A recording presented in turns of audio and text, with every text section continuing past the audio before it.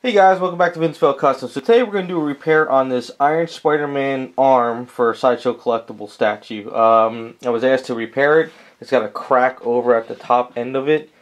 As you can see right there. It's actually broken all the way around. Let's see if we can show. As you can kind of see, it goes all the way around. Now, I think this is actually resin, or if it's plastic, I'm not really sure. I got to be careful when I drill. I think there is a metal rod in there. I think I was told there is a metal rod. But just to be on the safe side, what I'm going to do is I'm going to drill around it, and then I'm going to Aves around that and then sand it down and touch it up. But I want to make sure that as I'm drilling it, if there is a metal rod in there, I don't want to break the rod, and I want to make sure that I'm not actually twisting it so it's not aligned anymore. Sometimes when you have an item with a rod in there, and it's broken to the point where it's like bending, you're actually pulling the rod from the resin, so when you try to line it up, it doesn't line up correctly. So I want to actually make sure that I'm keeping it aligned when I go to sand it and everything, it's not off. So I'll drill around a little bit here and there, and then if I start to see that it's getting kind of loose, I'll put a couple of drops of glue just to kind of hold it together, and then I want to make sure after that's all set, I can drill around like a staple effect, like around here. I want to drill going up a little bit here and a little here, and then I may put another pin in there just in case when I push in the Aves or the magic sculpt, depending on what I think I need in there. And then after that, you sand it down and then you touch it up. There's another little like chip around somewhere around there. I gotta paint up when I do that. So it's kind of like do everything at once. So let's start drilling this out and we'll go from there.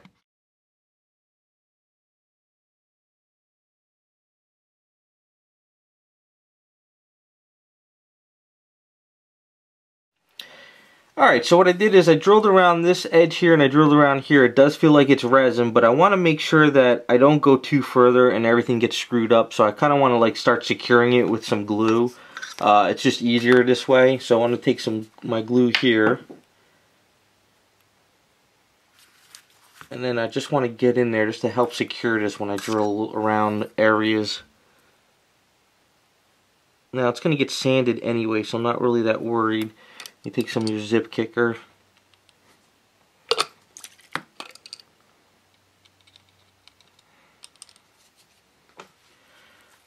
Okay, and then what I'm going to do from here is going on this side.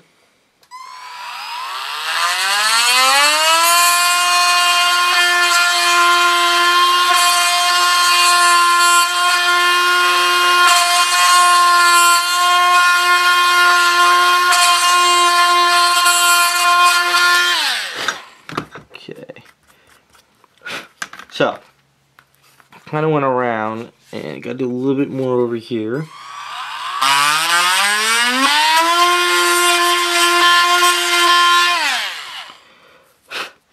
Alright, so next step from here is going right under here, like a little bit of a line to help me go. So what I might do is I'm probably going to pin it a little bit here as well. So I got to kind of really get in there. So I'm actually let's see, I'm trying to debate on whether I use this tool or go in a garage. I'll probably use this one because I think if I go in a garage and use a stronger one, I could probably just drill right through it. So I just kind of want to get in there.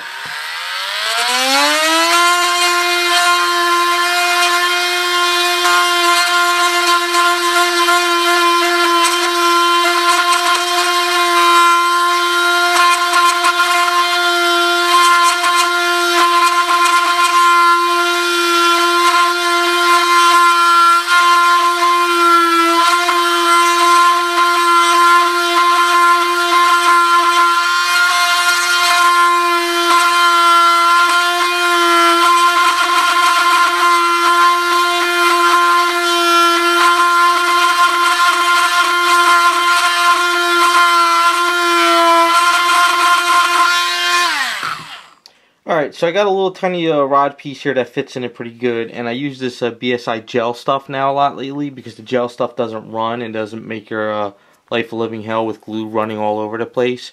So what I'm going to do is put a little bit of gel in here.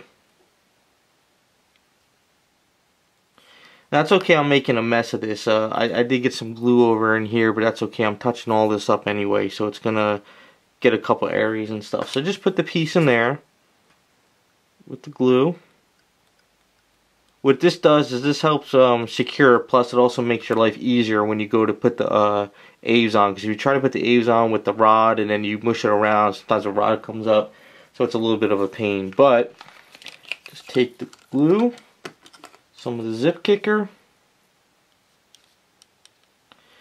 and there we go. We'll let that sit for a couple seconds to dry up, and we'll come back with some Aves. We'll fill it in.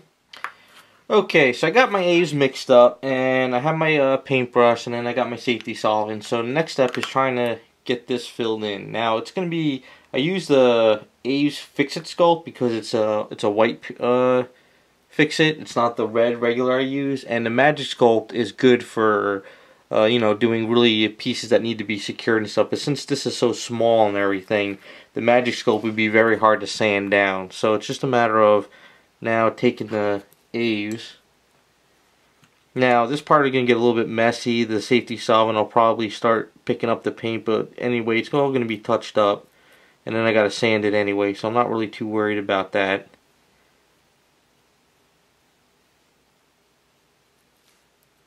Basically what I'm doing is I'm pushing it in to the area. It's going to get sanded down tomorrow or whenever I get back to it, building up a little bit as I go. You just got to work it around.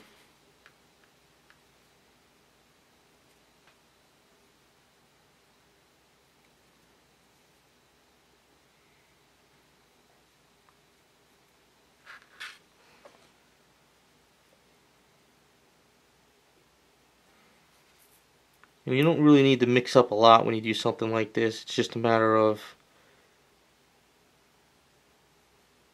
getting it into the cracks that you drilled out. Like I mixed up this much, and I'm really not even going to use that much, but it's kind of hard to mix up just a tiny bit of A, so you got to kind of mix up a little bit.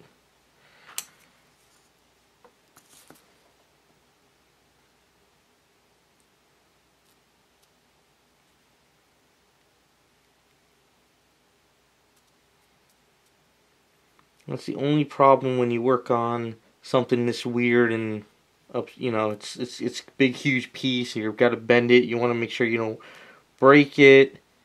So it's just a matter of handling it so you don't smash it all up. And you want to kind of get it as close as possible with a little bit of a build-up, because when you go to sand it down, you don't want to sand it and like start wobbling it and snap it even more. You want to kind of make sure it's a little bit built up so you can kind of sand it and even it all out.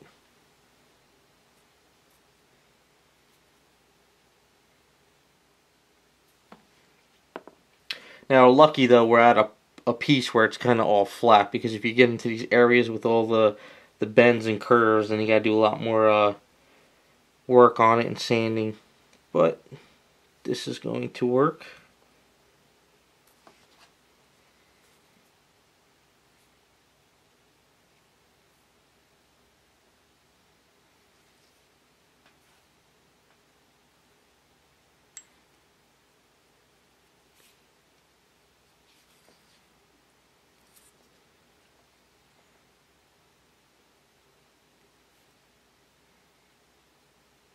And that's about where I'm going to go. So as you can see now, it's pretty much all filled up around there. Aves takes about a good 8 hours to kind of cure, but you know, I like to make sure I don't touch it till the next day. But it's still a little bit messy, but the next day would come and we start sanding it all down. And then once that's all done, we just got to start mixing up the paint and touch it up. Aves is good where you really don't need to prime it. Aves actually adheres to like paint really well, and that's why I really love Aves. I've done a lot of touch-ups where I just put the Aves on, sand it down, and then paint. You know, a lot of people say you gotta prime, but really you don't. If it's like, you know, if you stripped it down and it's resin, paint going onto resin doesn't really work that well. That's when you need to prime. But since this is kind of like Aves and you get a little bit of an area where resin might show, you get away with it. It's not a problem. So that's where I'm at now. We'll come back once I start needing to sand this down.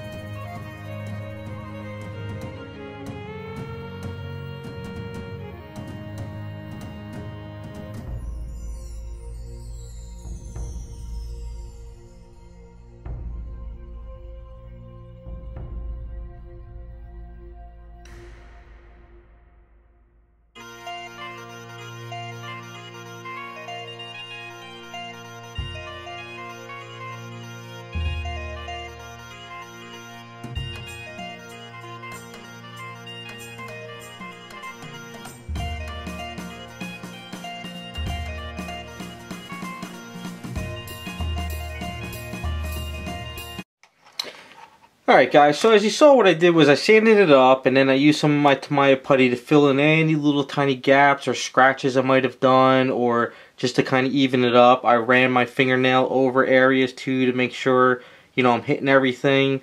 So at this point I'm just going to use some regular Tamiya gold paint and just kind of get the gold paint on here. I'm going to blow dry it first just to heat it up a little bit, and so this way the paint kind of dries when it hits it.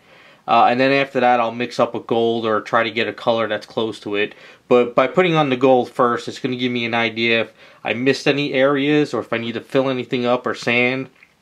It's kind of like a priming thing, but I don't want to put primer on here because some of the primer is too thick, and sometimes primer can react to paints in a way, and I don't know, I just want to be safer with the acrylic paint. So that's what I'm going to do now, and then we'll go from there. Alright guys, so as you saw, what I did is I sprayed that gold over it, and I just wanted to make sure that I'm not missing anything and there's no cracking and everything's even.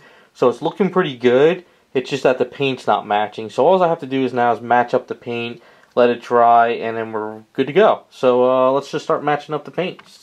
Alright guys, so I still got to do this side, but as you can see on this side, I pretty much got it matched up as close as possible. And what I'm doing is I'm kind of mixing up like it's kind of like a yellowish tint. I gotta add some, like, you know, shading gray into it a little bit just to kind of bring it all together.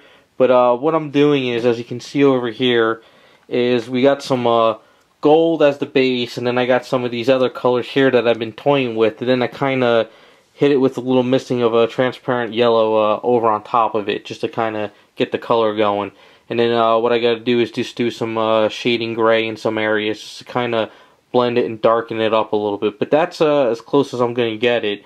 And yeah, just that's the repair, and making sure that it's all kind of blending in together and going down instead of just doing one little spot and that spot jumps out. So let's just keep working on it.